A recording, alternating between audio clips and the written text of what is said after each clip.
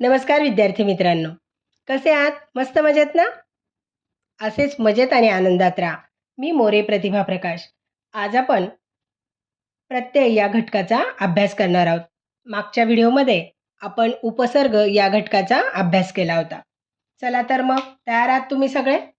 या व्हिडिओमध्ये आपण काय करणार आहोत, तर आपण प्रत्यय म्हणजे नेमकं काय ते समजून घेणार आहोत.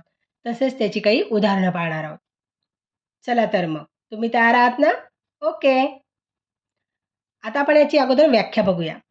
वाक्यात बऱ्याच वेळा मूळ शब्दानंतर काही अक्षर किंवा शब्द जोडावे लागतात.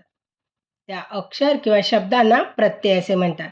म्हणजे बघा, आपण वाक्यामध्ये बऱ्याच वेळा बघत असतो, की जे मूळ शब्द असतात, त्या मूळ शब्दानंतर काही अक्षर आणि काही शब्द जोडावे लागतात. त्या अक्षर किंवा शब्दांना प्रत्यय असे म्हणतात. आता बघा, प्रत्यय कोणकोणती असतात? तर वान, दार, भर, पणा, करी, ऊन, पण या प्रकारे. तर ही प्रत्यय ज्या ज्या शब्दांना लागतात त्या मूळ शब्दांना प्रत्यय लागून नवीन शब्द तयार होतो. हं? आता आपण उदाहरणार्थ बघूया. मूळ शब्द कोणता आहे?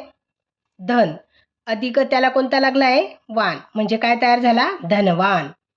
पुढचा शब्द आहे वारस. अधिक त्याला कोणता लागला? दार. वारसदार.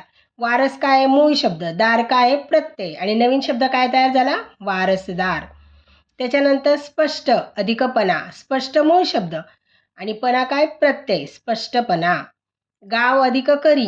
गाव काय? मूळ शब्द. करी काय? त्याला प्रत्यय लागलेला आहे. गाव करी. आजार अधिक पण. आजार काय? मूळ शब्द आहे आणि पण काय? त्याचा प्रत्यय. आजार पण. येतंय लक्षात? ओके. त्यानंतर दिवस अधिक भर. दिवस काय? मूळ शब्द आहे. भर काय झाला? त्याला प्रत्यय लागलाय. दिवसभर. गा अधिक ऊन. गा काय? मूळ शब्द आणि त्याला ऊन शब्द जोडल्यावर गाऊन हा शब्द तयार झालाय. तर अशा प्रकारे असे नवीन नवीन शब्दही तयार होत असतात आणि त्या तयार होणाऱ्या शब्दांना आपण काय म्हणतो? प्रत्ययघटित शब्द. ओके. तर अशा प्रकारे अतिशय सोपा असा हा म्हणजे व्याकरणाचा भाग आहे, पण खूप महत्त्वाचा आहे. याचा तुम्ही चांगला अभ्यास करा आणि चांगल्या मार्कांनी पास व्हा. ओके बेटा. Bye. Take care. Have a nice day.